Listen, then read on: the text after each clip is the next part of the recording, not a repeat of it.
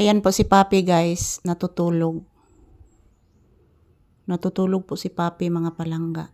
So, ayaw ko munang disturbuhin siya guys. Parang parang hindi siya nakahiga guys oh. Parang nakatalikod lang po siya, hindi pala siya natutulog. Anak? Papi? Come, mama. Come, mama. Uy, di gid managad, oy. Naunsa makanis Papi, oy, di man ni mamansin ako, guys. Matulog daw siya. Anong di man ka mamansin ni mama, anak? Papi? Anong di man ka mamansin ni mama? Dinani mo love si mama, anak.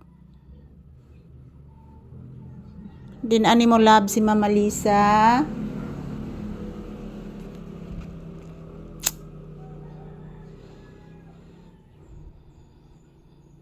Ayan, kapag si Papi matutulog guys, ayaw po niya ng ingay.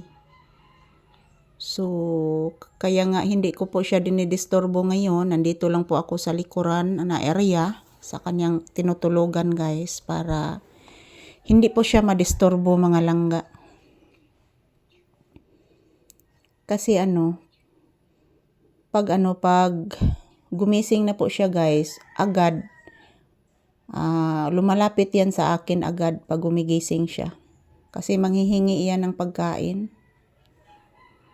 Maghihingi na siya ng pagkain mga palangga. Ayan. Ayaw ako pansinin, siguro inaantok yan. Ganyan siya mga palangga pag pag inaantok, hindi mamansin sa akin. Ayaw niya magpa-disturbo guys. So ayan, minabuti ko lang po mga palangga na dito lang muna ako. Magpa-distansya lang muna sa kanya guys para makapahinga ng maayos si Papi. So mamaya, yung ina niya at kapatid niya, si Brownie at si Buki, yan, pakakainin ko mamaya sila. So, yan, sama-sama silang kumakain mamaya para lalong sumagana ang ilang pagkain. So, ang ulam nila ngayon guys is tortang itlog. Ang ulam nila ngayon mga palangga is tortang itlog na may kasamang sardinas.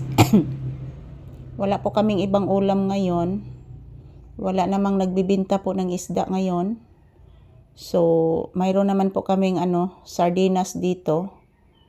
Yung sardinas na niluto ko guys is hindi po maanghang. Yun ang hindi maanghang yung niluluto ko kasi hindi yan kakain ang mga aso ko kapag maanghang. So, iwan ko po guys kung kakain ba si Papi ngayon ng niluto kong sardinas at itlog.